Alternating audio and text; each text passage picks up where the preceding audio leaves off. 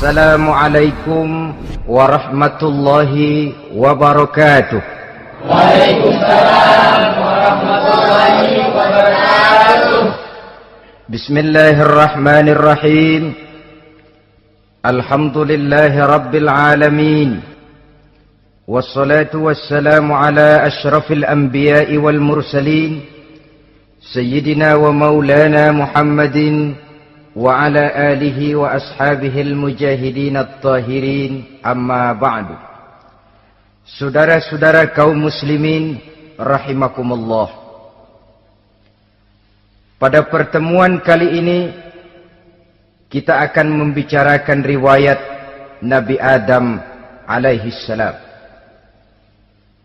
Nabi Adam diciptakan oleh Allah dari tanah dan merupakan manusia pertama serta bapa dari seluruh umat manusia. Pada saat Allah hendak menciptakan Nabi Adam, Allah berkata kepada malaikat, "Inni ja'ilun fil ardi khalifah." Aku akan menjadikan seorang khalifah di permukaan bumi. Malaikat dengan nada sedikit protes berkata, "Ataj'alu fiha may yufsidu fiha wa yasfiku ad-dima wa nahnu nusabbihu bihamdik wa nuqaddisu lak." Tuhan, apa perlunya engkau ciptakan seorang khalifah di permukaan bumi? Kelak kalau mereka berkembang biak, kerjanya hanya akan melakukan kerusakan, menumpahkan darah, saling bermusuhan satu sama lain. Sedangkan kami, kata malaikat, sudah cukup bertasbih memuji kebesaranmu. Allah kemudian menjawab, "Inni a'lamu ma la ta'lamun." Aku lebih tahu tentang apa yang kalian semua tidak mengetahuinya. Setelah diciptakan Nabi Adam daripada tanah, ditiupkan roh, maka Allah kemudian mengajarkan kepada Nabi Adam berbagai macam ilmu pengetahuan. Wa 'allama Adam al-asma'a kullaha. Kemudian Allah mengajarkan Nabi Adam nama-nama segala sesuatu. Nama merupakan simbol daripada ilmu pengetahuan. Nabi Adam akan dijadikan khalifah di permukaan bumi. Maka dibekali oleh Allah Subhanahu wa taala al-asma'a kullaha, nama-nama segala sesuatu. Yang dimaksud di sini ialah al-ulumal katsirah, ilmu pengetahuan yang banyak. Malaikat pada mulanya protes. Kami kan sudah cukup bertasbih Tuhan. Kami kan sudah cukup memujimu. Untuk apa lagi membuat manusia sebagai khalifah di permukaan bumi? Seolah-olah malaikat tidak setuju. Allah yang maha tahu rahasia segala sesuatu memberikan vonis, aku lebih tahu tentang apa yang kalian semua tidak tahu. Oleh karena Nabi Adam dipersiapkan untuk menjadi seorang khalifah di permukaan bumi, maka dibekali oleh Allah dengan ilmu pengetahuan. Begitu Nabi Adam dan begitu kita. Karena bukan cuma Nabi Adam, kita pun oleh Allah dijadikan sebagai khalifah-khalifah di permukaan bumi ini. Yang nilai kekhalifahan kita bergantung kepada kondisi kita masing-masing. Ada orang yang menjadi khalifah level internasional, menjadi pemimpin dunia Islam. Ada orang menjadi khalifah level nasional saja. Ada khalifah tingkat kota saja. Ada khalifah tingkat kecamatan. Ada khalifah tingkat RW, RT. Sekurang-kurangnya khalifah untuk tingkat rumah tangga masing-masing. Tanpa membekali diri dengan ilmu pengetahuan, jangan berharap kita akan bisa melaksanakan tugas sebagai khalifah di permukaan bumi ini. Apapun saja, Nabi mengajarkan, man aradad dunya fa'alaihi bil ilmi, wa man aradal akhirata fa'alaihi bil ilmi, wa man aradahuma fa'alaihi bil ilmi. Siapa yang menginginkan dunia harus dengan ilmu. Yang menginginkan akhirat juga harus dengan ilmu. Yang menginginkan dunia akhirat juga harus dengan ilmunya. Tanpa dasar ilmu, maka manusia tidak akan bisa menjalankan tugas kekhalifahan. Setelah diajarkan Adam nama segala sesuatu, dikonfrontir, dihadapkan dengan malaikat. Hei malaikat, kalau tadi kamu bilang buat apa perlunya menciptakan khalifah? Nih bentuknya. Adam. Sekarang hei malaikat, coba kamu sebutkan nama segala sesuatu ini yang ada di sini ini. Malaikat berkata, Subhanaka la ilma lana illa ma 'allamtana. Ya Allah, kami tidak punya ilmu, kami tidak tahu semua itu kecuali apa yang telah Engkau ajarkan kepada kami. Kalau kamu tidak sanggup, Adam, sebutkan nama-nama semua itu. Adam menyebutkannya dengan lancar. Ketika itulah Allah memerintahkan malaikat untuk sujud kepada Nabi Adam alaihi salam. Sujud di sini bukan sujudul ibadah, sebab sujud ibadah kepada yang selain Allah haram. Tapi sujud di sini sujudut tawadhu' i'tirafan bi fadli Adam. Sujud merendahkan diri sebagai pengakuan terhadap keutamaan dan kelebihan Nabi Adam. Maka orang yang banyak ilmunya lebih utama dari orang yang hanya banyak ibadahnya. Bahkan iblis lebih takut kepada orang alim yang sedang tidur daripada orang goblok yang lagi ibadah. Model ini diceritakan dalam Ihya-nya Imamul Ghazali. Iblis masuk ke masjid mau menggoda orang lagi sholat. Sudah masuk di pojok masjid, dia lihat orang lagi tidur. Ngacir iblis keluar, cepat benar. Pucat mukanya. Ketemu di jalan sama temannya. Kenapa lari, Mas?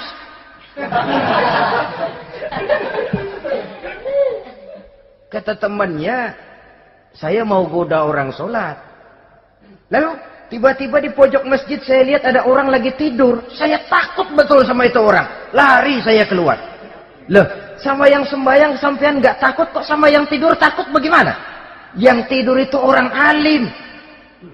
Yang lagi sembahyang itu orang goblok. Oh, godain orang goblok, saya colek juga dia lupa sembahyang. Tapi orang alim ini saya takut betul. Lah kalau diukur dengan malaikat waktu itu Nabi Adam, ibadahnya lebih banyak malaikat, jelas. Sudah bertasbih, sudah bertahmid malaikat. Nabi Adam baru diciptakan. Tapi kenapa Allah perintah malaikat sujud kepada Adam? I'tirafan bi fadli Adam. Keutamaan Nabi Adam. Pantas untuk diserahi tugas sebagai khalifah mengatur kehidupan di muka bumi. Kalau malaikat yang jadi khalifah di dunia ini, nggak rame dunia. Coba, malaikat, material, harta nggak perlu. Seksual nggak perlu. Dunia ini hambar. Justru dunia ini menjadi ramai setelah manusia diberikan fungsi sebagai malaikat, sebagai khalifah oleh Allah Subhanahu wa taala. Saudara-saudara kaum muslimin rahimakumullah, setelah nyata kelebihan Nabi Adam, maka Allah perintahkan Nabi Adam tinggal di surga dengan segala kenikmatan yang ada di dalamnya. Tapi lantaran sendirian, kesepian Nabi Adam ini. Allah Maha tahu, maka diciptakannya pasangannya, yaitu Siti Hawa dari tulang rusuk yang sebelah kiri. Sehingga Nabi pernah pesan begini, Istausu bin nisa fa innahunna khuliqna min dhil'in. Hati-hati kamu ngadepi perempuan. Yang tolong dengar nih yang laki-laki, yang perempuan belaga budak aja dulu lah. Hati-hati kamu ngadepi perempuan. Fa innahunna khuliqna min dhil'in, karena perempuan diciptakan dari tulang rusuk sebelah kiri. Apa watak tulang rusuk? Tulang rusuk itu kan bengkok. Perempuan tuh begitu, didiemin aja bengkok terus, dikerasin patah.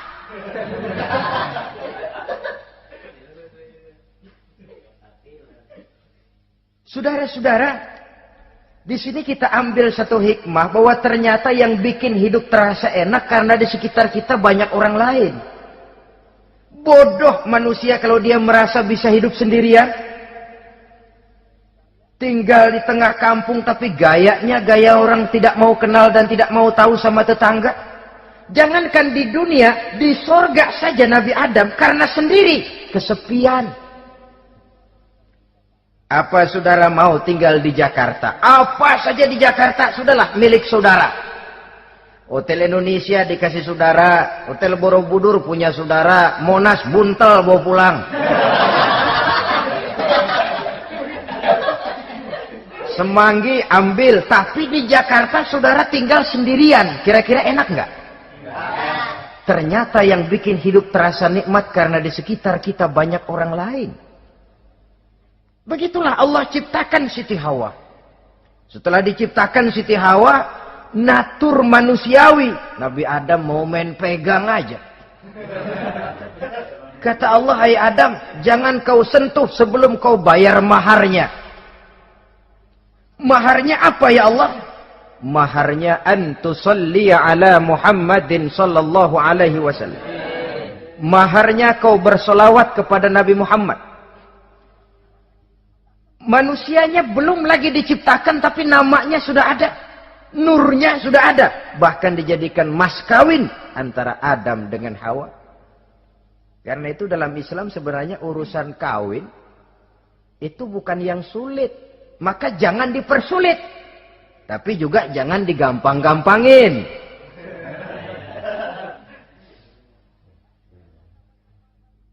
Artinya yang namanya mahar ini, walaupun cuma sebentuk cincin besi kalau orang sangat tidak mampu. Bahkan dengan mengajarkan Fatihah saja sah sudah. Saya terima nikahnya Fulanah binti Fulan, dengan mas kawinnya saya ajarkan dia surah Fatihah. Kalau memang kere betul, tidak punya apapun, sah sudah itu. Agama ini mudah, karena itu jangan dipersulit, tapi juga jangan digampang-gampangin. Setelah itu Allah memerintahkan, ya Adam uskun anta wa zawjukal jannah. Hai Adam, kau dan istrimu tinggallah dalam surga. Wa kula minha ragadan haitsu syi'tuma. Segala makanan yang ada di dalamnya boleh kau makan.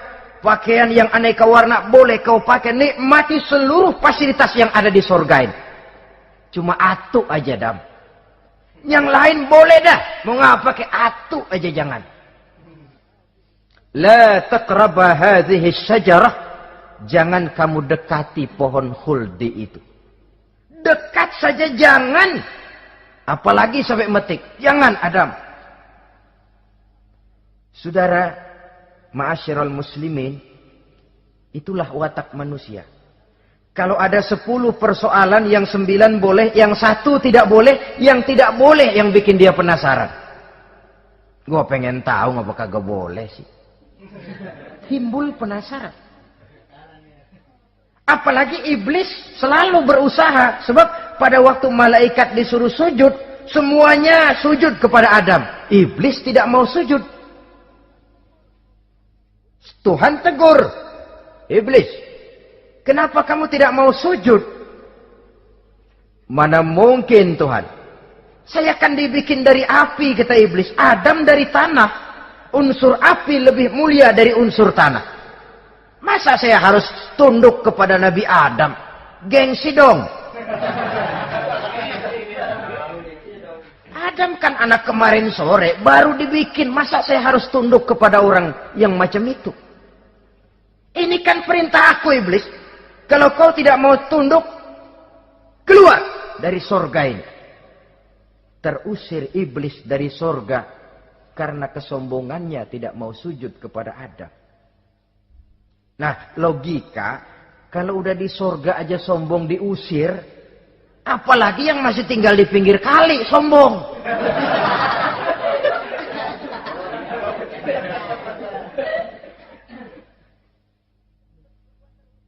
Tapi sejak peristiwa terusirnya itu, iblis bikin proklamasi. Apa proklamasi iblis? Rabbi fanzirni ila yaumi yub'atsun. Ya Allah, gara-gara Adam saya diusir dari surga. Saya minta kepadamu ya Allah, beri saya kesempatan sampai hari manusia dibangkitkan. Kata Tuhan, innaka minal munzarin. Oke, silakan. Mau apa iblis? Rabbi bima aghwaytani la uzayyinanna lahum fil ardi wa la ughwiyannahum ajma'in. Ya Tuhan, disebabkan engkau telah menyesatkan aku, akan aku hiasi mereka manusia dengan kejahatan yang ada di muka bumi ini, dan aku akan sesatkan mereka semua. Ini proklamasi iblis. Gara-gara Adam saya terusir dari surga, maka sejak saat ini Adam dan seluruh keturunannya musuh bebuyutan saya. Akan saya lakukan segala macam cara untuk menggelincirkan manusia agar mereka menjadi orang yang engkau murkai ya Allah. Kemudian Allah memberikan jawaban. Dialog ini saudara bisa lihat dalam surah Al-Hijr ayat 40, 41 sampai 44. Kata Allah apa? Inna ibadi laisa laka alaihim sultanun illa man ittaba'aka minal ghawin. Silahkan iblis. Yang lain barangkali bisa kau goda. Kecuali hamba-hambaku yang benar-benar hambaku, engkau tidak akan punya daya tipu mereka. Engkau tidak akan punya kemampuan menggelincirkan mereka. Kecuali kalau memang mereka sudah mau ikut pengaruhmu. Sepanjang mereka benar-benar menjadi hambaku, kata Allah. Hamba Allah yang sebenarnya, mereka di luar kekuasaanmu iblis. Tapi kalau mereka sudah turun menjadi hamba harta, hamba dunia, hamba pangkat, budak jabatan, mereka itu yang bisa kau gelincirkan.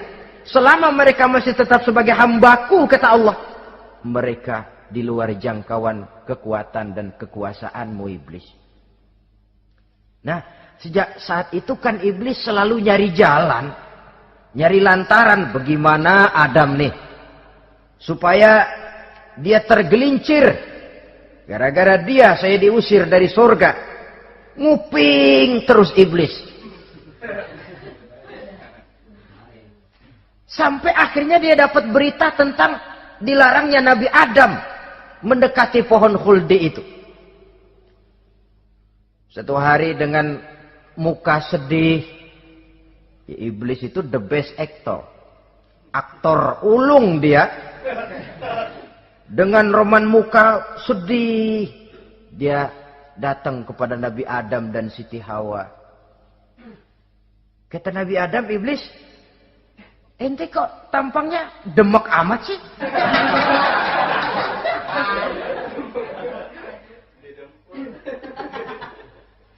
Kenapa begitu sedih? Adam, saya sebenarnya tidak ada yang bikin saya sedih. Cuma saya dapat berita bahwa engkau tidak akan selamanya di dalam surga ini. Wah Adam, kalau engkau bisa tetap tinggal di surga bersama istrimu, alangkah bahagianya saya, kata iblis. Tapi saya dapat kabar, ente nggak bakalan lama-lama di surga. Buktinya ente dilarang makan buah khuldi. Khuldun artinya kekal. Kalau kau makan buah itu, kau akan kekal di surga Adam. Tuhan nggak pengen, makanya dilarang. Wa qasamahuma inni lakuma laminan nasihin. Untuk memperkuat omongannya, sumpah si iblis. Bener Dam, saya sih ngomong cuma buat kepentingan ente. Saya sayang sama ente. Oh, yang tahu cuma saya dah. Bicaranya seolah-olah untuk kepentingan Nabi Adam. Sebenarnya tujuannya tidak lebih menjerumuskan Nabi Adam. Begitu iblis zaman dulu, zaman Adam. Dan begitu iblis zaman sekarang. Seolah-olah bicaranya untuk kepentingan umat Islam. Tapi sebenarnya tujuannya ngelecehin. Memperdayakan umat Islam. Dia bilang kepada Adam, saya sih cuma ngasih saran Adam, kalau ente pengen selamanya di surga, petik aja tuh buah. Pokoknya beres dah. Itu si Tuhan ngelarang aja bohongin doang lo. Supaya kau dan istrimu tidak lama-lama di surga, maka dilarangnya kau memakan buah khuldi itu. Udah, embat aja. Saudara-saudara, tipu daya iblis ini bisa kita baca dalam surah Al-A'raf ayat 20 sampai ayat 22. Nabi Adam tergoda, ditambah oleh bujuk rayu Siti Hawa. Nabi Adam yang setengah hati itu akhirnya terpancing betul. Sebab itu perempuan, walaupun peranannya tidak begitu kelihatan, tapi memang sangat menentukan. Tidak ada seorang suami bisa sukses jadi apapun dia tanpa peran serta istrinya. Karena itu sebagai muslim, kita punya teman hidup dan kita punya lawan hidup. Siapa teman hidup kita? Dalam arti sempit, teman hidup kita, istri. Kalau dia istri tentu suami yang taat kepada Allah dan Rasulnya. Dalam arti luas, teman hidup kita ialah setiap muslim. Setiap orang yang pandangan hidupnya sama dengan kita. Itu teman hidup. Lalu lawan hidup kita siapa? Lawan hidup kita secara mutlak iblis dalam segala bentuknya. Iblis yang berbentuk halus, ini ngusirnya rada lebih gampang. Konon ya, iblis setan itu kalau dengar orang azan kan lari. Takut dia, dibacakan bismillah, minggir. Yang sulit diusir ini iblis yang berbentuk manusia. Diazanin nyengir.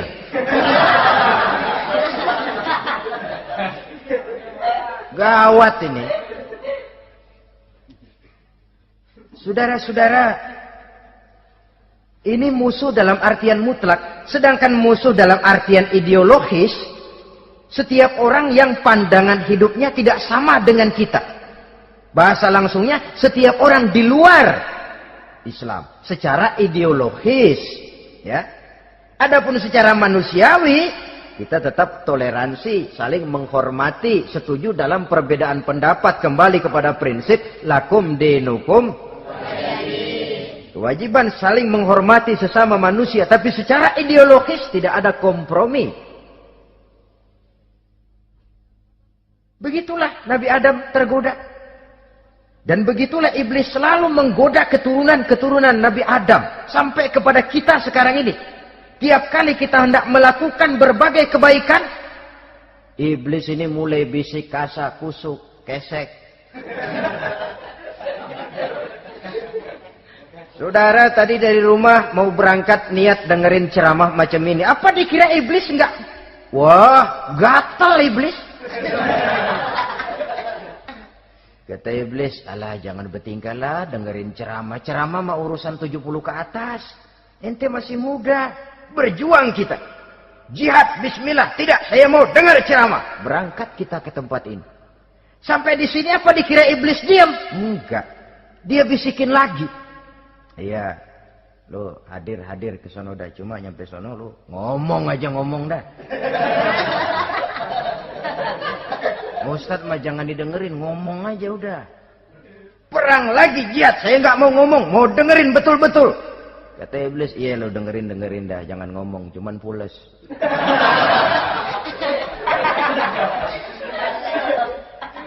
Segala macam cara dilakukan oleh iblis untuk menggelincirkan manusia. Ketika Nabi Adam mengambil buah khuldi itu, datanglah murka Allah. Adam, seolah-olah kalau bahasa kita, kelewatan kamu Adam. Dari belum ada aku ciptakan kau. Barangkali kau merasa kesepian, aku ciptakan Hawa.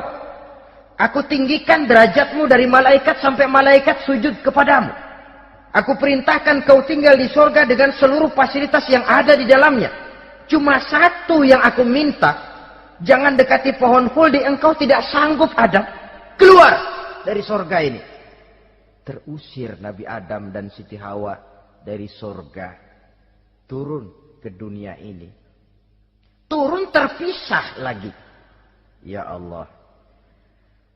Orang itu kalau biasa susah, ketemu susah sih emang lalab namanya. Makanannya. Tapi biasa seneng ketemu susah. Ini yang kalau tidak kuat mental. Tengoklah zaman sekarang kan nih. Kalau tuan-tuan rajin baca pos kota. Kayaknya nyawa murah bener. Pasal duit 100, nyawa hilang. Pasal diputusin pacar, begon ditenggak. Gantung diri pakai tali plastik. Murah betul kelihatannya jiwa itu. Sehingga pantas kalau Nabi pernah katakan irhamu salasatan minan nas, sayangilah 3 macam manusia. Pertama, azizan zalla, orang mulia yang jatuh hina. Pejabat tinggi kalau pensiun kesian bener. Ya Allah. Udah nggak ada yang ngasih hormat, tanda tangan nggak laku. Azizan zalla. Orang mulia yang jatuh hina. Yang kedua, ghaniyan qad iftaqara. Orang kaya jatuh miskin. Dari hidup serba ada jatuh melarat. Yang ketiga, faqihan yal'abu bihil juhal. Ahli fikih ngerti hukum tapi dipermainkan oleh orang-orang bodoh yang kebetulan punya kekuasaan. Kalau keluar fatwa sesuai dengan pesan sponsor. Yang halal bisa jadi haram, yang haram dibikin remeng-remeng. Ahli fikih dipermainkan oleh orang bodoh. Kasihan betul. Terpisah Adam dengan Hawa ini. Adapun Nabi Adam turun menyesal dengan seluruh kesalahannya. Sujud, taubat, menangis. Menurut riwayat 300 tahun beliau sujud. Seraya membaca Rabbana zalamna anfusana wa illam taghfir lana wa tarhamna lanakunanna minal khasirin. Ini doanya Nabi Adam. Ya Allah, kami telah zalim kepada diri kami sendiri. Andai kata engkau tidak kasihan, tidak memberikan ampun kepada dosa yang kami lakukan, sungguh kami termasuk ke dalam golongan orang-orang yang rugi. Ini yang dibaca Nabi Adam dalam taubatnya.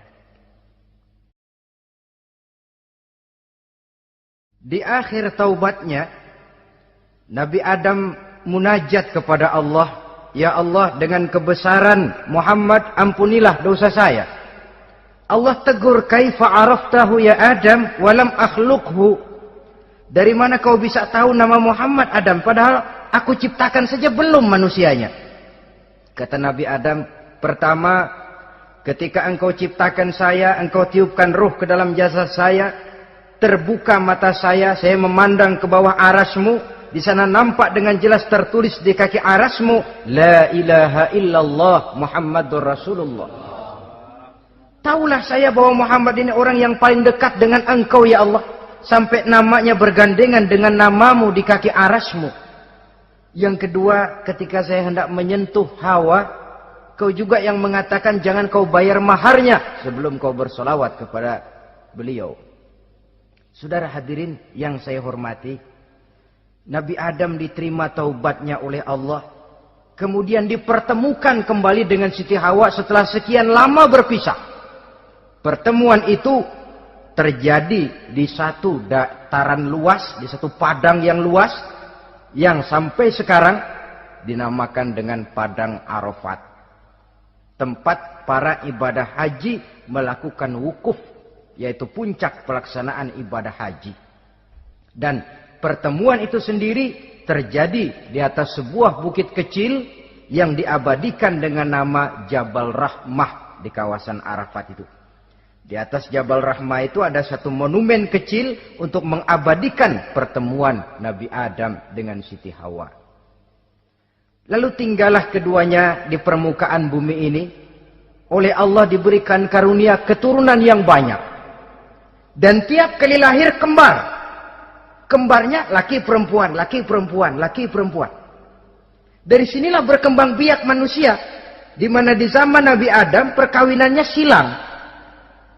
Karena tentu tidak ada manusia lain. Perkawinan silang itu artinya, kalau si A dan B, A ini laki, B perempuan, kemudian lahir kembar kedua antara C dengan D, maka begitulah yang A dikawinkan dengan D, yang C dikawinkan dengan B. Perkawinan silang.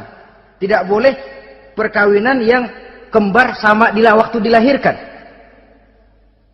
Nah, di antara putra-putra Nabi Adam yang kemudian juga membuat sejarah, yaitu Habil dan Qabil.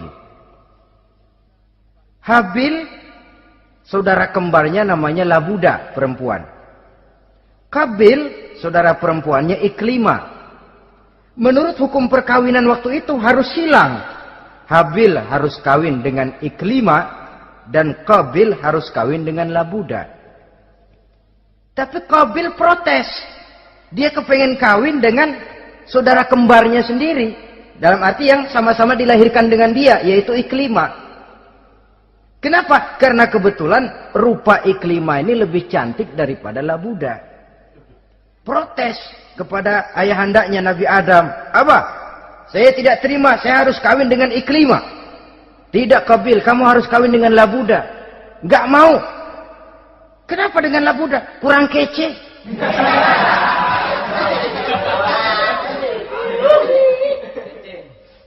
Bertengkar, Nabi Adam tidak berhasil menyelesaikan, lalu diserahkan saja kepada Allah.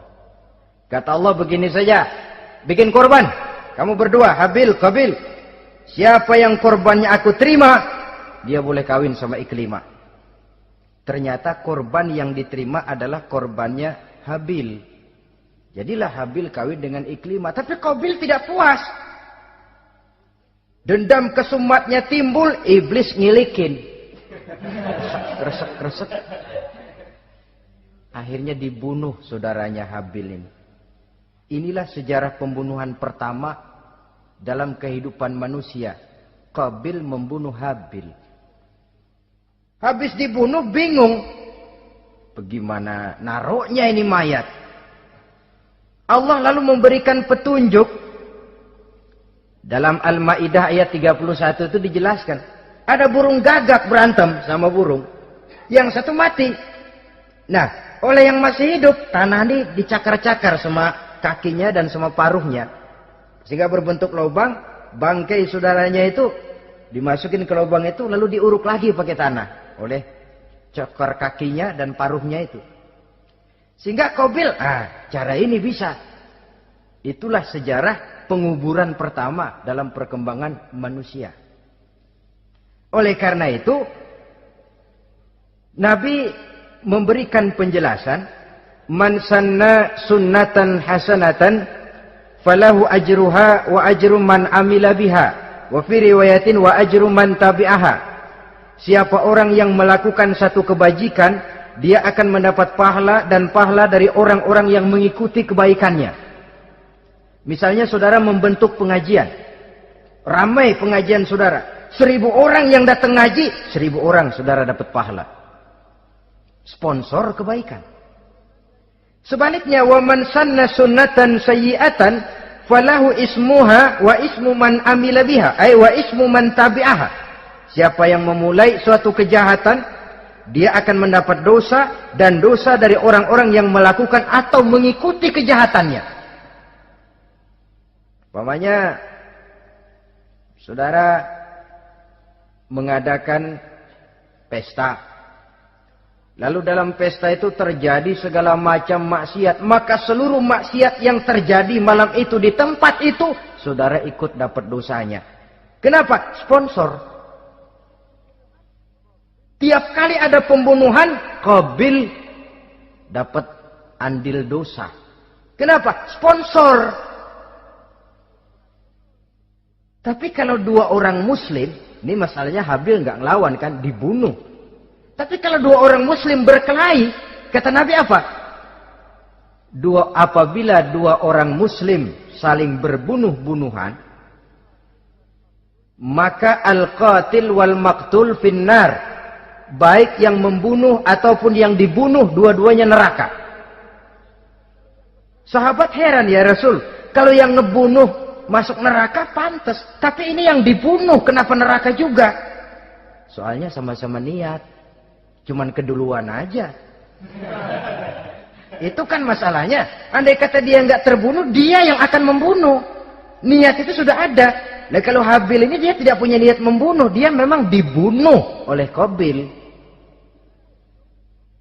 Saudara-saudara kaum muslimin rahimakumullah. Lalu dari situlah berkembang biak keturunan Nabi Adam alaihi salam.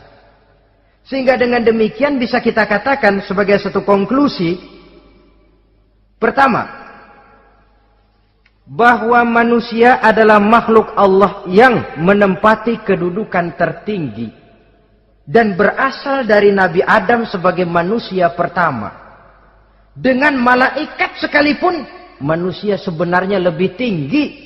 Kapan? Kalau dia tetap benar-benar sebagai hamba Allah yang membekali diri dengan ilmu pengetahuan.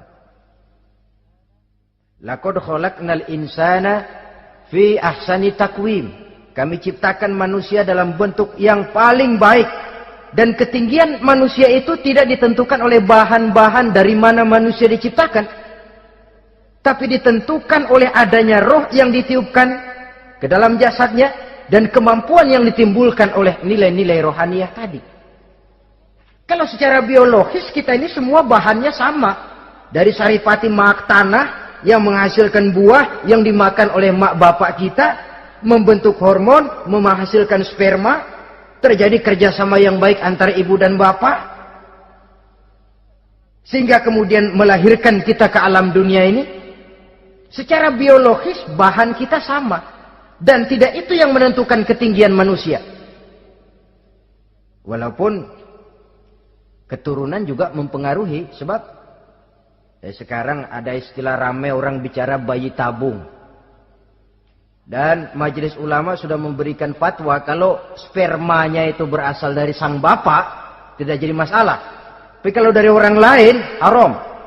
Yang lebih celaka lagi di negara maju, tidak lewat proses alam rahim.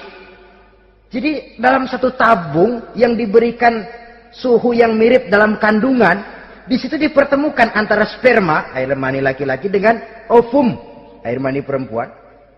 Diberikan suhu yang mirip dalam kandungan, dan itu diharapkan bisa menghasilkan manusia lewat tabung kaca itu. Saya tidak sanggup bayangkan kalau sekarang orang tanya asal-usul kita, kan kita masih enak jawab.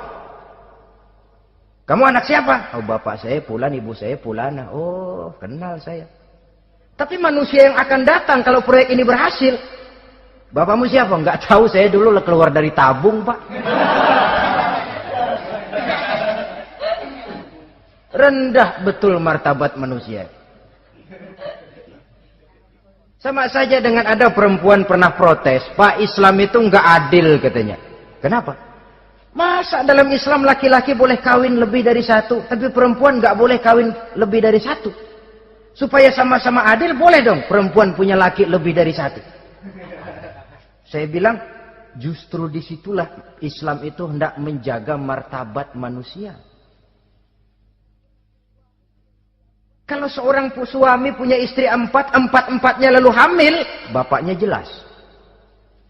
Tapi kalau perempuan satu punya suami 4 lalu hamil, bapaknya yang mana ya?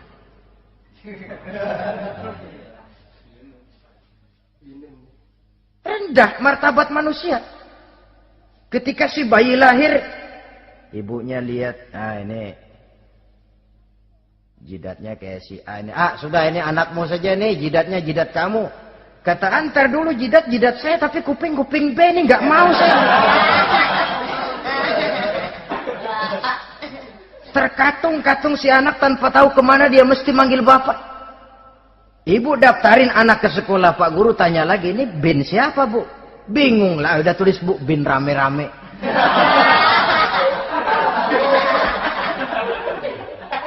Kan rusak martabat manusia kalau sudah begitu. Justru Islam ini menjaga ketinggian martabat manusia. Jadi manusia itu fi ahsani taqwim, Kapan? Kalau dia bisa menjaga kehambaannya di hadapan Allah dengan melaksanakan fungsi sebagai khalifah di permukaan bumi. Tapi bila dia sudah tidak lagi menjadi hamba Allah, tidak lagi berfungsi sebagai khalifah, dia sudah masuk summa radadnahu asfala safilin. Kami kembalikan ke tempat yang paling rendah, lebih rendah dari binatang sekalipun. Kalau dia tetap menjaga posisinya lebih tinggi dari malaikat, malaikat saja sujud kepada Nabi Adam, apalagi kepada makhluk-makhluk yang lain manusia ini. Tapi kalau dia tidak pandai, lebih rendah daripada binatang. Inilah uniknya makhluk bernama manusia. Dengan posisinya, dia bisa menjadi lebih tinggi dari malaikat, tapi juga dia bisa meluncur lebih rendah daripada binatang. Untuk menjaga itulah diperlukan agama dalam kehidupan kita sekarang ini. Bukan cuma sebagai lipstick, tapi sebagai pedoman, sebagai way of life. Yang akan mewarnai cara kita berpikir, state of mind, rule of thinking. Cara kita memandang kehidupan ini. Diwarnai oleh nilai-nilai agama. Dengan demikian, maka manusia bukan keturunan kera. So, ada satu teori, namanya teori evolusi, yang disampaikan buat pertama kali oleh Charles Darwin. Dia mengemukakan teori bahwa perkembangan kehidupan sesungguhnya di dunia ini menunjukkan mata rantai yang utama melalui apa yang dia namakan seleksi alamiah. Mula-mula dari ikan, melalui seleksi ke amfibi, dari amfibi ke reptil, dari reptil ke mamalia, dari mamalia ke mamalia kecil, dari mamalia kecil ke primat, dari primat ke monyet, dari monyet menjadi Homo erectus. Ini teori Darwin. Tapi dia tidak jelas-jelas mengatakan bahwa manusia keturunan monyet. Hanya seketurunan. Seketurunan kan tidak berarti keturunan. Begini saja. Toyota Kijang sama Toyota Corolla itu seketurunan. Tapi Corolla dengan Kijang kan lain. Cuma seketurunan. Dalam arti sumbernya sama. Makhluk yang tidak tahan seleksi alam, oleh udara yang sangat dingin, perkembangan cuaca yang sangat panas, gempa bumi dan sebagainya, seleksi alam dia namakan, hilang, musnah dari peredaran. Seperti ada binatang raksasa itu, dinosaurus, sekarang kan cuma tinggal dongeng saja, tinggal nama atau kerangka. Itu oleh seleksi alam dia nggak lulus, hilang. Yang bertahan, yang lulus seleksi alam. Manusia walaupun kecil yang lulus seleksi alam ini. Biar dihantam gempa bumi, angin topan, tetap aja ngejedok. Nah, teori Darwin ini, teori evolusi ini didukung dan dibuktikan oleh peninggalan fosil atau binatang dan tumbuhan yang hidup dan mati selama perkembangannya. Dari bentuk organik pertama hingga pendahulu terdekat daripada manusia. Tapi ada satu kelemahan dari pokok daripada teori evolusi ini.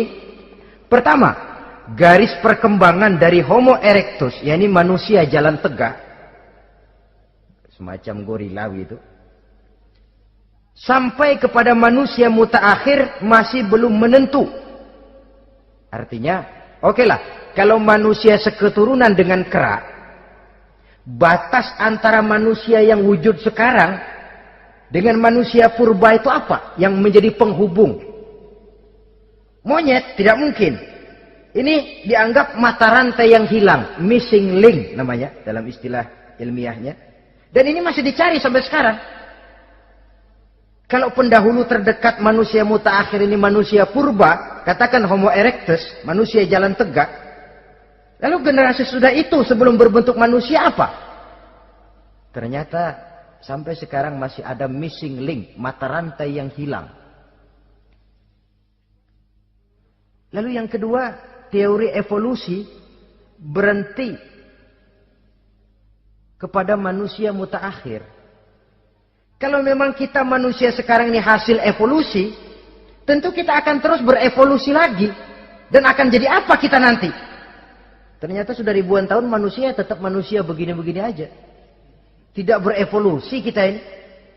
Apa lalu matanya jadi cuma satu di tengah? Hasil evolusi? Kan tidak. Tidak berevolusi. Jadi kembali kepada Quran, manusia pertama adalah Nabi Adam. Dan manusia-manusia berikutnya keturunan daripada Nabi Adam. Dan bukan hasil evolusi daripada monyet. Juga tidak akan berevolusi kemana-mana. Kalau demikian benarkah teori evolusi? Untuk mengatakan mutlak benar, bukan wewenang kita. Untuk mengatakan salah total, juga kebenaran ilmu adalah relatif sebagai relatifnya daya pikir manusia. Di samping dia harus membuktikan kebenarannya, maka kebenaran ilmiah adalah kebenaran yang relatif dan temporer. Contoh kecil saja. Dulu orang berteori bahwa bagian yang terkecil dari suatu benda namanya molekul. Kan begitu? Molekul ini nggak bisa dibagi-bagi. Bagian yang paling kecil dari suatu benda namanya molekul. Ilmu terus berkembang. Ternyata molekul sebenarnya terdiri daripada atom. Atom itulah bagian terkecil dari suatu benda yang nggak bisa dibagi-bagi lagi. Nah, berubah sudah teori pertama. Tidak jadi molekul sekarang, atom. Belakangan rupanya atom masih tersusun dari partikel-partikel. Partikel inilah bagian yang terkecil dari satu benda. Berubah lagi sudah. Dan tidak mustahil akan ada penemuan bahwa partikel pun masih bisa dibagi-bagi lagi. Begitu juga dengan teori evolusi ini. Sehingga beberapa ahli semacam Dr. Charles Oxnard, Dr. Jane Paul Hallett dari Chicago dan California, mereka sudah membantah teori evolusi ini. Namun masalah paling pokok dari kita ialah kita diciptakan oleh Allah berasal dari Nabi Adam alaihi salam. Nabi Adam diciptakan dari tanah. Dan kita bukan hasil dari evolusi, juga tidak akan berevolusi. Nah, lalu kepada makhluk bernama manusia diberikan fungsi sebagai khalifah di permukaan bumi ini. Ini yang dulunya malaikat protes. Sebagai khalifah, tugas kita apa? Khalifah Allah di muka bumi. Menerjemahkan sifat Allah sesuai dengan batas-batas kemanusiaan kita. Allah Maha Pengasih. Berusahalah kita pengasih kepada makhluk sesuai dengan batasan manusiawi kita. Allah Maha Menolong. Ringan tanganlah kita menolong orang yang memerlukan sesuai dengan batas kemampuan kita. Fungsi khalifah. Untuk bisa berfungsi sebagai khalifah secara baik, kita harus mempunyai modal yang dinamakan ilmu pengetahuan. Dan Islam sangat menggalakkan itu. Jauh dulu 14 abad yang lalu, dari desa kecil yang bernama Mekah yang peta belum muat, orang di dunia belum kenal, sudah keluar seruan utlubil ilma walau bisin, tuntutlah ilmu walaupun di negeri Cina. Ngomong Cina di Mekah, padahal Mekah waktu itu belum masuk peta, belum dikenal orang. Sudah ada revolusi ilmu dan budaya. Belajar walaupun harus nyebrang ke negeri Cina. Lalu ada lagi misalnya alimu auladakumus sibahata warrimayah, kata Nabi, ajarkan anakmu renang dan lempar lembing, lempar cakram, olahraga. Satu tanda Islam agama masa depan. 14 abad yang lalu di Saudi Arabia, Nabi mengajarkan ajari anakmu berenang. Kalau Islam agama untuk orang Arab saja, mau berenang di pasir. Tapi wawasan pandangannya luas. Bahwa Arab sebagian besar memang Islam, betul. Tapi Islam bukannya Arab, itu juga jelas. Sepanjang kita masih menjadi khalifah Allah, maka sepanjang itu kita fi ahsani taqwim. Nah, sebagai khalifah Allah kita bertugas membudidayakan alam ini. Kita kadang-kadang terlalu. Ada ayat, wa ma min dabatin fil ardi illa 'alallahi rizquha. Semua yang melata di muka bumi dijamin rezekinya oleh Allah. Ayat itu betul. Hak karena datang dari Allah. Bahwa rezeki disediakan di muka bumi memang. Tapi rezeki itu tidak turun begitu saja laksana jatuhnya embun di waktu pagi. Kita harus berusaha. Dan usaha manusia mencari rezeki lain dengan ayam. Kalau ayam dari tahun atu. Jadi rezekinya tuh modalnya cuma ceker patok. Coba. Dari tahun 1 ayam, asal punya ceker, punya patok, sudah dapat rezeki dia. Nggak perlu masuk TK, SD, SMP. Tapi manusia cari rezeki, apalagi zaman sekarang. Persaingan hidup tajam, lapangan kerja sulit, tensi ekonomi tinggi. Masuk sekolah urusan, tamat sekolah urusan. Kadang-kadang dilema juga. Masuk perguruan tinggi negeri sulitnya setengah mati kayak onta masuk ke lubang jarum. Masuk perguruan tinggi swasta yang favorit biayanya selangit. Artinya tanpa membekali diri dengan ilmu, keahlian, skill, kemampuan, fungsi sebagai khalifah sulit untuk bisa kita laksanakan. Saudara-saudara kaum muslimin yang berbahagia. Kalau fungsi khalifah ini mampu kita laksanakan, iblis putus asa sudah. Sebagai khalifah, di satu pihak kita menyembah hanya kepada Allah, di lain pihak kita membudidayakan alam ini. Ada apa sih di perut bumi? Minyak, gas, timah, emas. Ada apa sih di lautan? Pelajari lewat oceanografi, membudidayakan alam. Air sungai supaya arusnya nggak mengalir mubazir. Ada manfaatnya, bisa menimbulkan energi yang menghasilkan tenaga listrik. Bisa mengairi persawahan, irigasi. Bikin apa? Bikin dam, membudidayakan alam. Tapi juga mengislamkan budidaya itu. Bahasanya mengkulturkan natur, mengislamkan kultur. Membudidayakan alam dan mengislamkan budi dan budaya manusia ini. Sehingga apapun yang kita kelola dari alam ini nantinya akan untuk menunjang tugas sebagai khalifah, sujud kepada Qadhi Rabbul Jalil.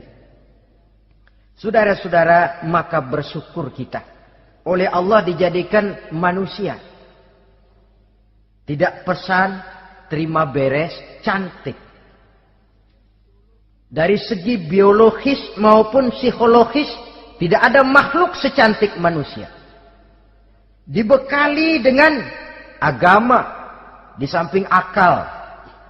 Sehingga agama membimbing akal agar sampai kepada kebenaran yang hakiki. Kita sebagai keturunan Nabi Adam memegang fungsi khalifah. Jadi jangan main-main loh. Kita ini turunan Nabi, betul ini. Saudara-saudara yang hadir semua di depan saya ini, termasuk saya, kita gini, turunan Nabi kita ini. Nabi Adam. Jangan main-main loh. Turunan Nabi gini-gini. Nabi Adam.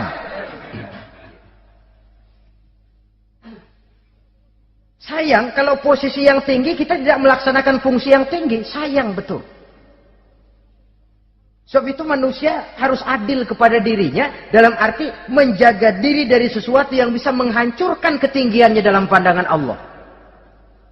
Jadi kalau kita sudah lemparkan diri ke meja judi, hanyutkan diri ke tempat mabuk, hancurkan diri di tempat maksiat, itu sudah tidak adil kepada diri sendiri. Tidak bisa menjaga ketinggian yang diberikan Allah kepada kita. Dikasih baju bersih, dicemplungin di comberan, diinjek-injek lagi. Kita ini diciptakan fi ahsani taqwim. Masa mau turun berbuat seperti binatang, itu makhluk rendah? Masa mau mengikuti tipu dayanya iblis, yang dia sudah proklamasikan bahwa itu musuh bebuyutan kita? Innahu lakum aduwwum mubin. Setan musuhmu yang jelas dalam segala bentuknya. Saudara-saudara, nah, untuk berfungsi sebagai khalifah ini sekali lagi, bekali diri dengan ilmu pengetahuan. Dan ilmu itu di zaman kita sekarang tentu kalau Nabi Adam diajari langsung oleh Allah, wa 'allama Adam al-asma'a kullaha. Lah kalau kita mau nunggu Tuhan ngajarin, geblek terus. Ya tidak mustahil Allah memberikan ilmu yang disebut ilmu laduni ya. Transfer. Langsung Allah memberikan kepada seorang hamba, membukakan pintu hatinya. Tapi bukan potongan kayak kita yang dapat ilmu laduni macam begitu. Satu contoh. Menurut ceritanya, Hadratus Syekh Kiai Hasyim Asy'ari itu kan ngaji beliau kepada Kiai Khalil Bangkalan, Madura. Kiai Khalil ini wali. 2 tahun. Berguru di sana enggak diajarin apa-apa. Cuma kalau pagi nyari rumput. Tiap hari 2 tahun akhirnya Hadratus saya bilang, Kiai saya kapan diajarin? Sudah Hasyim kau pulang saja, insya Allah kau alim. Itu aja pulang jadi orang alim. Ya di samping terus beliau belajar ke Mekah. Kita harus melalui proses belajar. Ini untuk menunjang tugas kekhalifahan kita. Sebagai hamba Allah dan sebagai khalifah Allah di permukaan bumi. Sehingga 2 tugas ini bisa kita laksanakan dengan sebaik-baiknya. Menjaga martabat manusia sebagai makhluk yang mulia dan keturunan dari Nabi Adam alaihissalam. Saudara-saudara, ini sajalah pembicaraan kita kali ini. Terima kasih banyak atas segala perhatian. Mohon maaf atas segala kekurangan. Usikum wa nafsi bitaqwallah. Aqulu qauli hadza wassalamu alaikum warahmatullahi wabarakatuh.